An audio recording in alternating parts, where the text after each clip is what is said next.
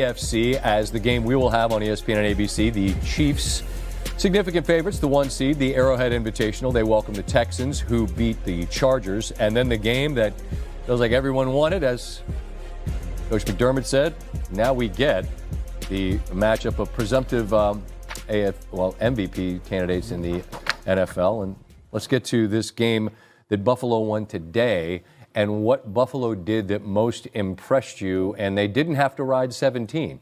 No, not at all. They ran the football. They ran 72 plays in this game, Scott. So for context, Denver ran 42, and they just ran the ball. That was one of the ways you're able to do that. Get an extra offensive lineman in there. You just run outside zone, and when you do that, and they didn't hide it. It wasn't like, hey, we have a limited menu with an extra offensive lineman in there. We're just going to continue to run the ball down your throat. And then it's power football, and I think this is important. This is a power run to the open side, which means away from the tight end. You're going to get a great kick-out block. And just look at this downhill run, for Cook. He's not getting touched until well into the third level of the defense. And I just think it's important because Sean McDermott had talked seemingly year after year. We got to stop relying so much on Josh. Got to stop relying so much on him. But then you'd look at the box score and be like, well, you ran him 17 times and you ran your running back 9 times. You are still relying on him. Mm-hmm. That's not the case now. There's balance in their offense. They're running the football. Joe Brady's done a good job of creating that balance and calling plays that matter in terms of that balance, and it's mattered. 42 minutes very nearly time of possession. That's an outrageous statistic. And what's so interesting about Baltimore and Buffalo is it's Jackson and Allen, and it's the MVP conversation. And for whoever loses, then you're going to add another page to that they lose before the AFC Championship game. So that's going to happen by definition. Yep. And while they'll be the talking points all week long, is it maybe a different element of the offense that you think this game comes down to? I think it's this right there. It's the run game and that. And I'm not to say that, hey, whoever wins time of possession is going to win the football game. But these teams now, look, you have to deal with the quarterbacks. But if you're going to play the Ravens, you got to deal with 22. Derrick Henry, I think, is the starting point for that offense right now at this point in the year, especially if you're going against Josh Allen. And I think when you flip it over, it's a very similar thing. You don't want the headache of that offense.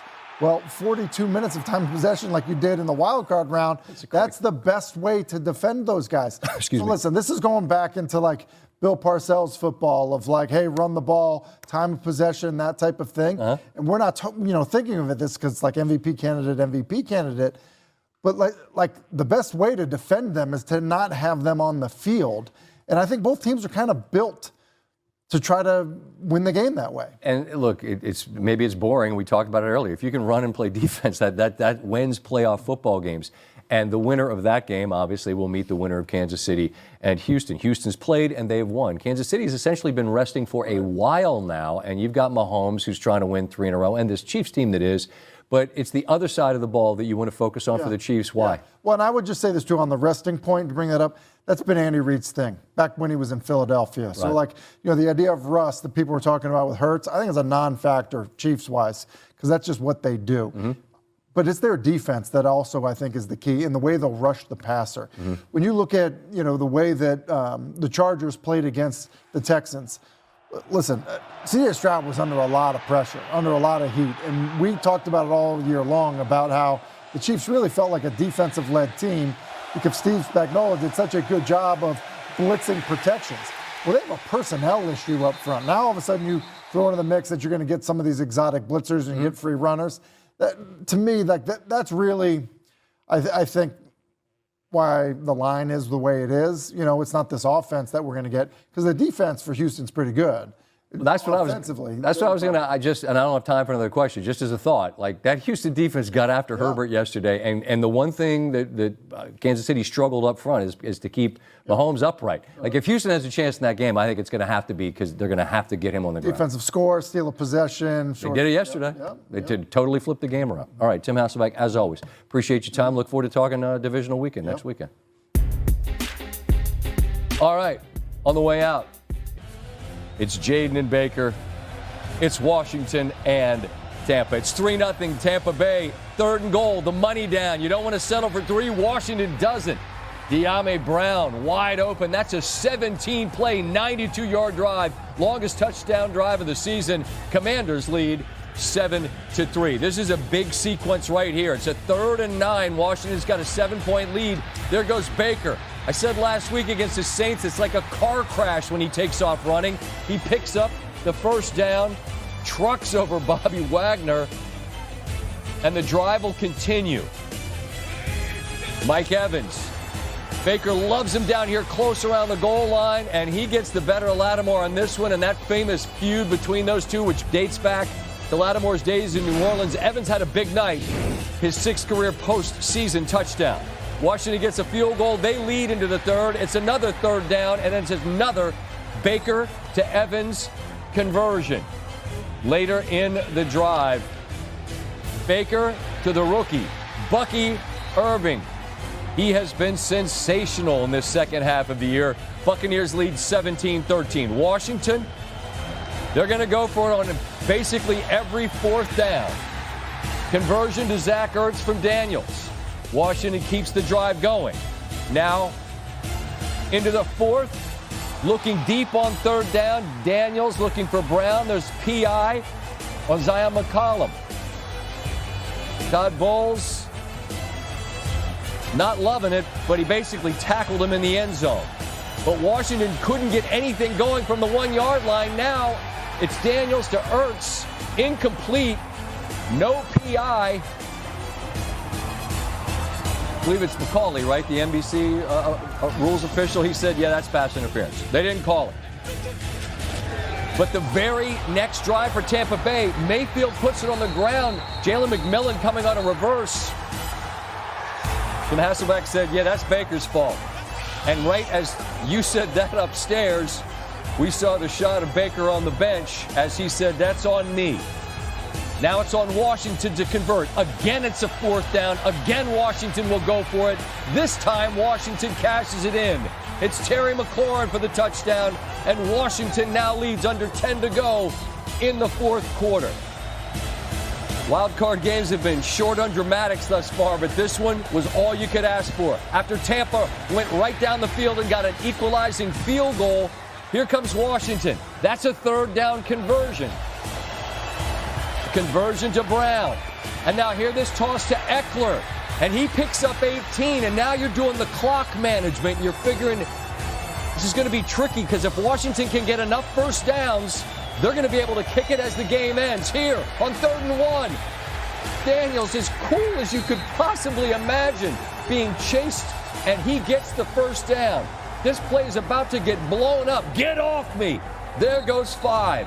He's been unbelievable in 4th quarters in his rookie season. They're able to take it down to 3 seconds. They ran a play to get to the left hash. Zane Gonzalez, it's drifting right. It's off the upright and good. And cue up the trouble funk. Let's get small, y'all. Where's Legler? Legler is there. He's probably nude. Put your clothes on, Legler. Washington, Dan Quinn, and the Commanders will continue this remarkable and transcendent for this franchise season. It's the first playoff win in 20 years. They're going to head to Detroit. They get their first winning season since 2015, their first playoff win since 2005. That also happened to be against the Buccaneers. Another victory would give Washington his first NFC Championship appearance since 1991. The youngsters don't know this was a franchise that was once maybe the most respected in the National Football League, certainly on the short list. It's been a minute, but here they are. Jim Hasselbeck is with me in studio, as he is every Sunday. What a football game. Yeah, let's work our way backwards from the drive led by their rookie quarterback. And as we looked at the numbers and just went through it in our minds of all the circumstances where he has led them, what has he demonstrated all season long? I mean, listen, you and I are watching it probably with a confidence of this guy can do it. So think of how the team feels. We're talking about the number of times it's happened this year. Well, and what's interesting, and when you see him go on this drive, he obviously makes a couple of big throws. Then on that 3rd and 1, when they were trying to get Tampa to jump off sides, you see him laughing, joking around. I mean, it's like there is obviously a poise about him. And then this run right here, that can't be understated. That's Elijah Cansey, who had an incredible game tonight, disrupting everybody. He's there to make the play. He had the towel, but Yes. he didn't have number The 5. stiff arm gets him free, and then obviously, like he's escaped all year, he's able to pick up the first down, which allows them to kick that game-winning field goal with no time left. So, yeah, this was, to me, Scott, this was a game where it was like a really evenly matched game, and both quarterbacks played really well. And in fact, Daniels played well despite his team not being able to run the football.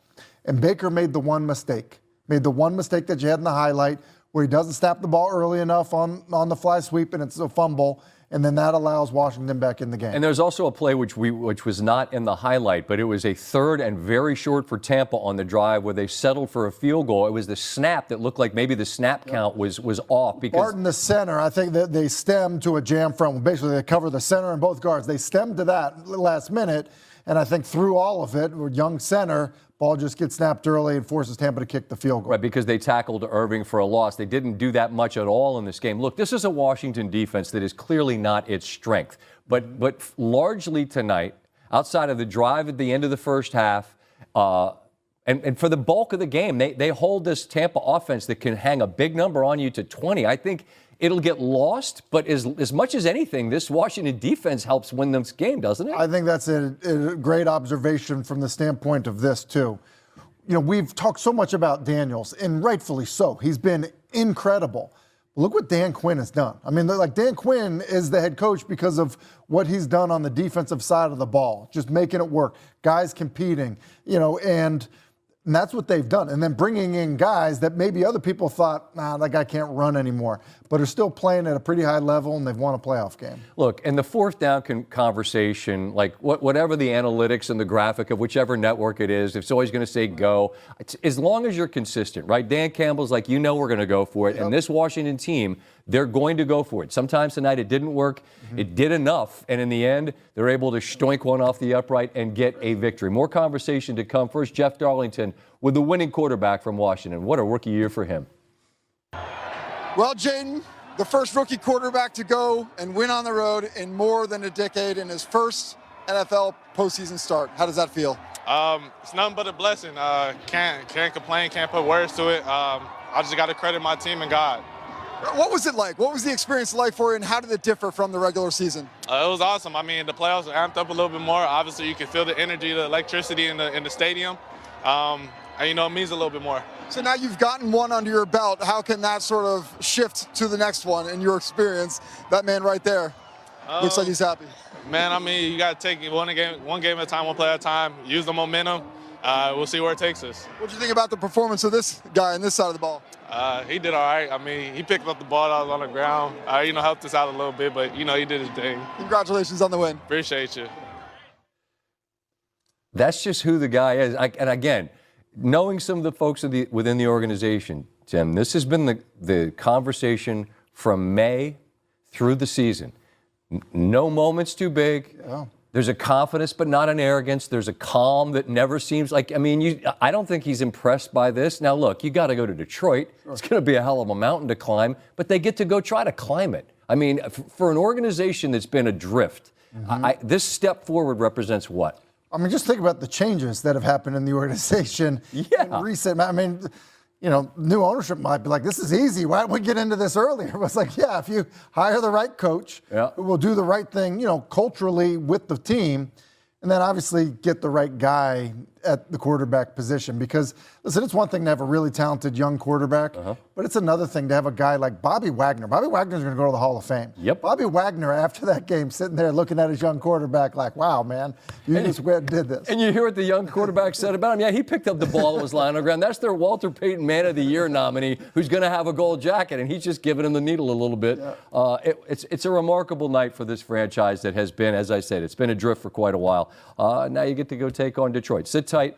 We'll continue the conversation of the games from today. In the link in Philadelphia, in Brazil early this year to get the season started. Jalen Hurts, good to see him back and healthy. This game began on an odd note. Keyshawn Nixon out of the end zone, hit hard, balls on the ground. Jeremiah Trotter apparently recovers. The ball's out right there.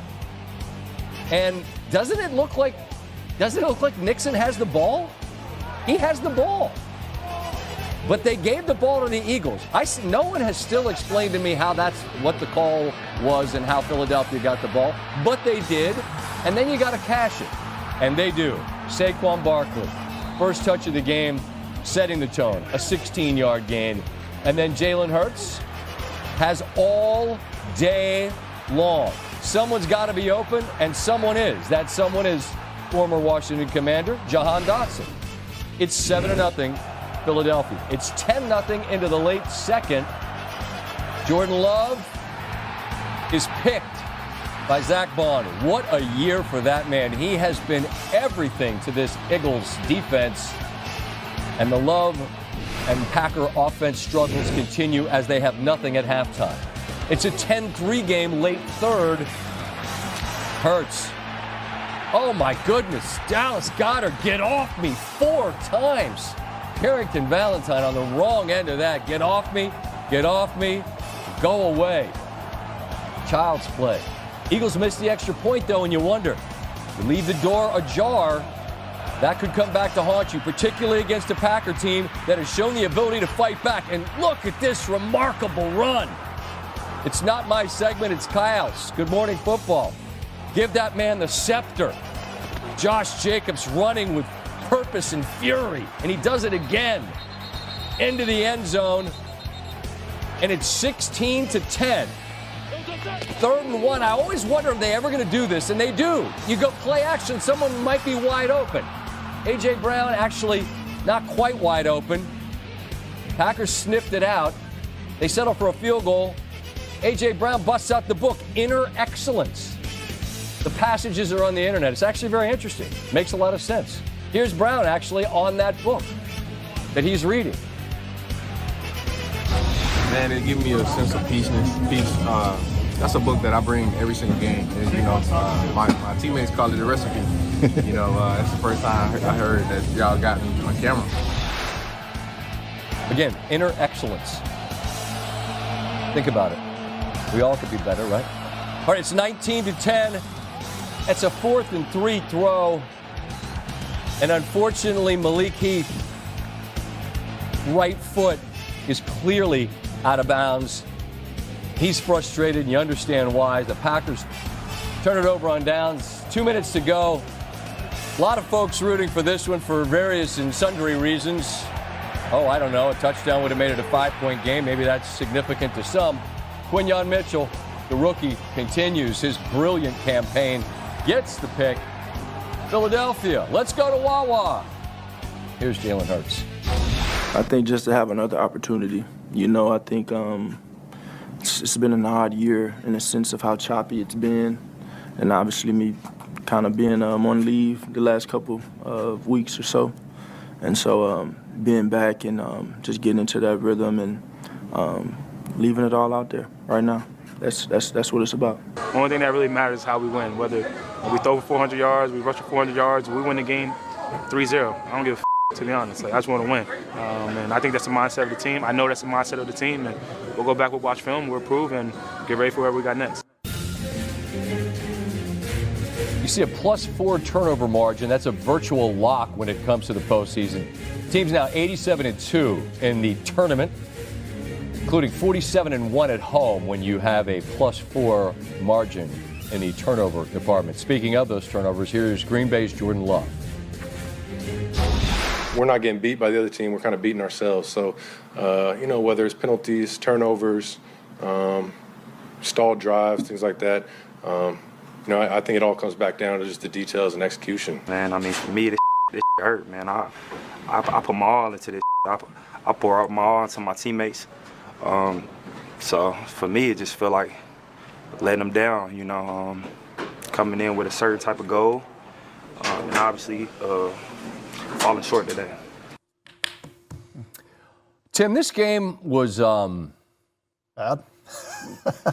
let's just be honest. If this is week 7 in the 1 o'clock window, we'd be sitting here and we'd say this was just sort of not a work of art. I don't know if it's playoff football. I don't know what it is, but the offense for Philadelphia wasn't its strength. But they won the game on the shoulders of their defense. What most impressed you about that unit? I think the way that they were able to get after Jordan Love, because the pressure on Jordan Love really prevented Green Bay from getting into the football game. Remember, that fumble at the beginning of the game, Philly's playing with a lead the entire time. And so they were, Philly is rushing the passer. Just get a look at this up front. Like, left guard was an issue. There's a bunch of guys that played in that spot. Like, when you lose that quickly up front, it's very hard to play quarterback for anybody. I don't care how good you are. Similar thing here. It's third and 7. Zach Tom is the right tackle. Look how quickly Nolan Smith beats him. Like, that's a free runner in his face right away. And it happens again. Scott, we chose 3. We could have chosen 5 of them. Right. Same thing. In your face right away. We see Jordan Love. He's able to create.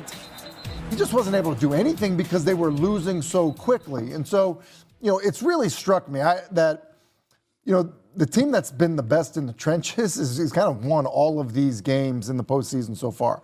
And I would just say this, in terms of why that matters, Philadelphia was 2 for 10 on third down. The quarterback really did not do much at all. He was a little bit rusty. It was not the offense that we're used to seeing out of Philadelphia, but the defense was so good up front, it made up for it. So they will await the winner of the Monday night game, where we will be for countdown out in Arizona between the Rams and the Vikings. Clearly, you'd prefer your offense can at least eclipse 300 yards. But if Philadelphia's defense is going to continue to operate at this type of level, where frankly they've lived for the bulk of this season, and I think it was more of a question mark to begin the year, and it became clearly a strength.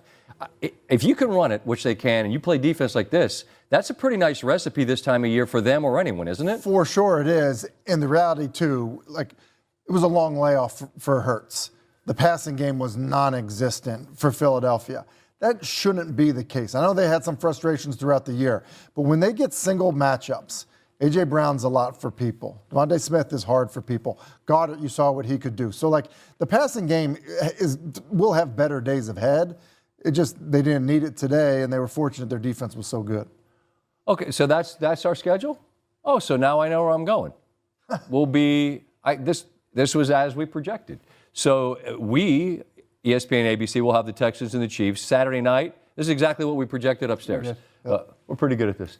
That'll be a Fox game. It'll be Washington visiting Detroit Sunday afternoon. Whoever wins tomorrow night will be in the link. That's an NBC game. And then I think Tony Romo projected it on the broadcast with Jim Nantz. They got it right. They'll have the game everyone's talking about, which we will talk about in a bit, Ravens and the Bills. So there you go. Plan accordingly. As for the rest of our night, it's gotten here. The message has been clear, and we've just come out here and tried to execute the plan. It's a great group of brotherhood that we have. Seeing you the other week, you could feel it in that building, how much love we have for one another.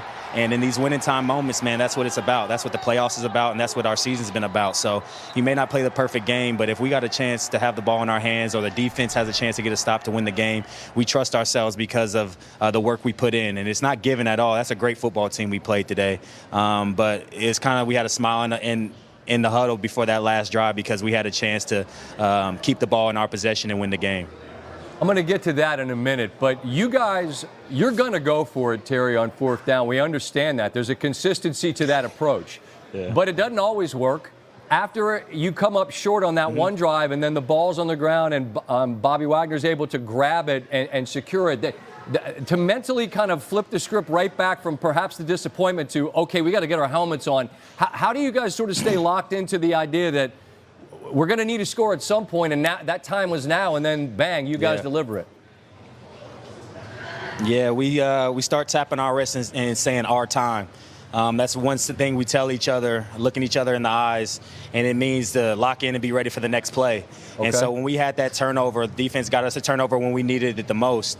And when we got the ball in our own red zone and territory, we knew we had to score. And the ultimate confidence was in this group to do that. And for the defense to come up with a big play like that, and then us to go in there and score, we knew that was the swing in the game. And DQ talks about it each and every week. We don't know what that moment or that play is going to be, so you got to be ready for the moment. And so for B. Wags to come up with that play, that's why he's the GOAT. So it's great to play with a group of guys like him, like Jaden, and the rest of our guys who are so resilient. At no point in the game that we have our head down. We knew they were going to make plays, but at the end of the day, we had the ball in our hands to have a chance to win the game, and that's what it's about. We did that. Terry, I feel like we've been talking all season about this rookie quarterback. And time and time and time again, he shows that there's no moment that's too big. The stats that they put up during the broadcast are ridiculous. I want to say it's 12 touchdowns in the fourth quarter.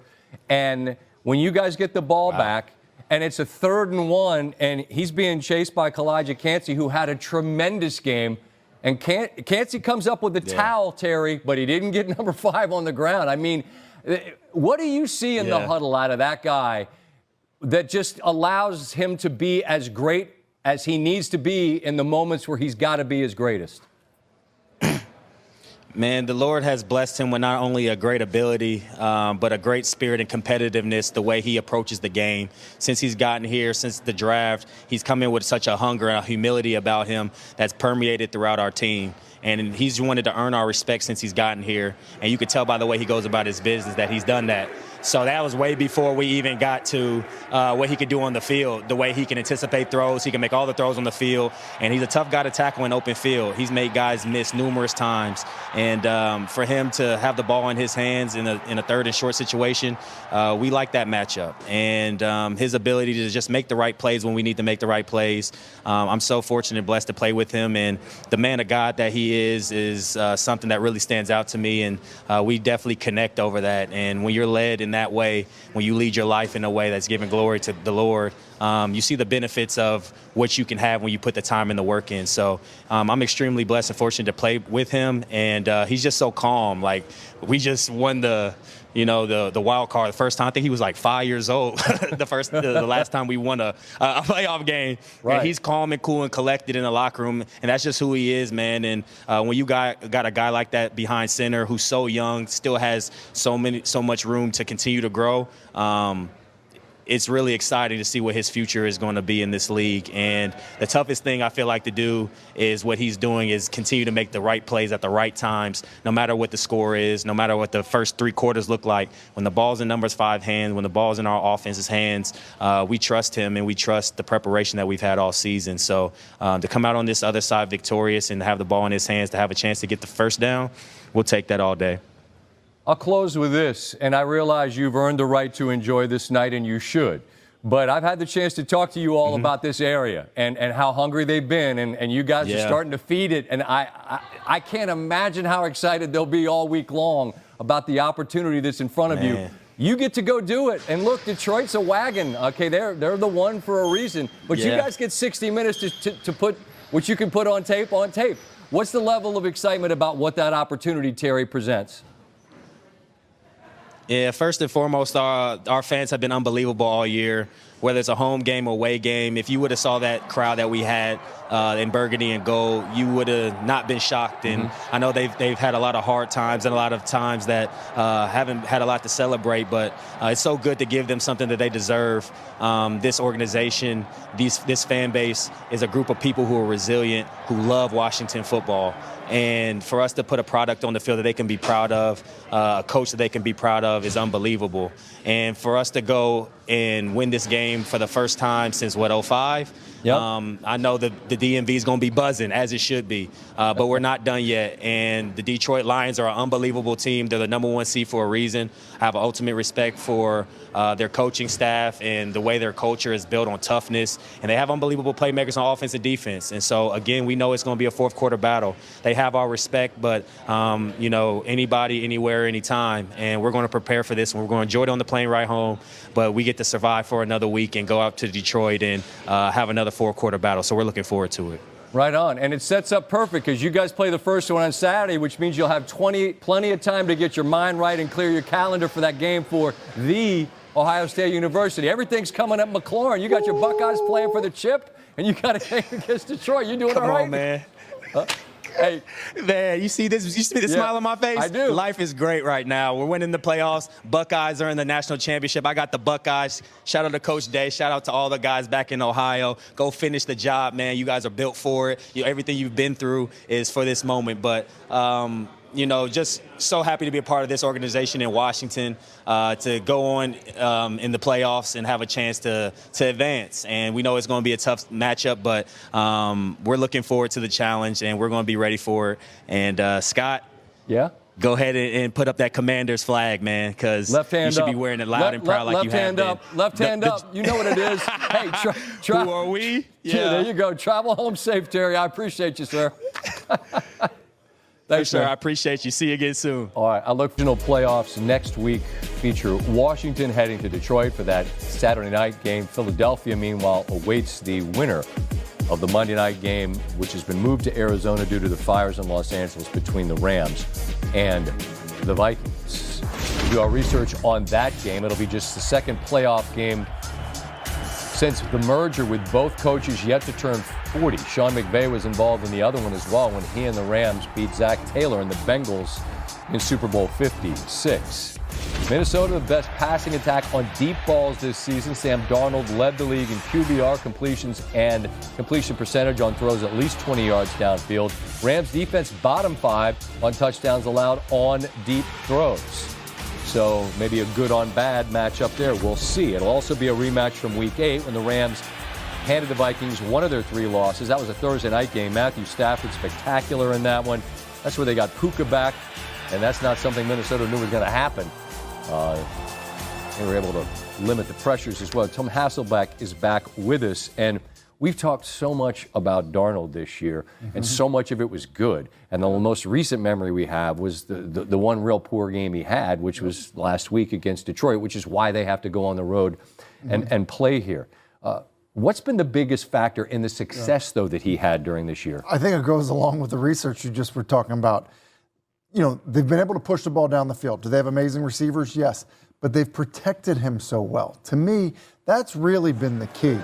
Like, he's had a clean pocket for so many of the big plays. Has he created offense? Yeah.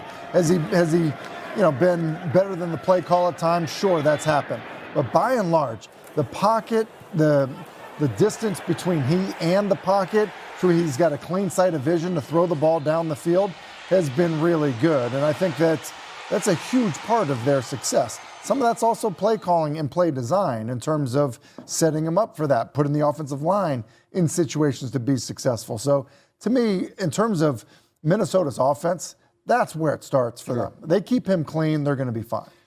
Our guy Stanford Steve on our podcast talked about how he looked at that Darnold game with Detroit and said, I have no issues with it. I just figure you're going to have a bad game somewhere. He had it, got rid of it, and flushed it. But now he moves to an even bigger game against a guy in Matthew Stafford who's done this a lot. And I kiddingly call him the old gray beard. Actually, I'm not kidding. His beard's gray now. He's been at it for a while. But he's won a Super Bowl. He's been through this. How can he specifically stress a really good Vikings defense? I think what's interesting about Stafford is he came into the league with just incredible physical talent. Just had an absolute cannon for an arm and all of that. And I think what gets lost in it throughout all of his success is how good he is at the line of scrimmage. We talked about it with Peyton Manning and Tom Brady and Drew Brees and all these quarterbacks at the line of scrimmage, so good, taking control of it. Well, Stafford's probably as good as anybody in the game at that. And when you think about how that matches up with Minnesota, we've talked about Brian Flores, his aggressive nature. He'll hit you with an all-out blitz in the middle of the field, kind of out of nowhere. But it can get you, too. Live by the sword, die by the sword type of thing. And Stafford's ability to see it, because that gray beard has seen it all. You're right. And make you pay, I think is something to be concerned about if you're Minnesota. I think there's an analogy about a pitcher, right, that could throw at 98. But he's not a thrower. He's learned to pitch, right? He's so cerebral on top of the arm talent, which he's still got, and he has seen it all. It'll be a fascinating matchup and a rematch at that, as we will cap off Wild Card Weekend on Monday night. It's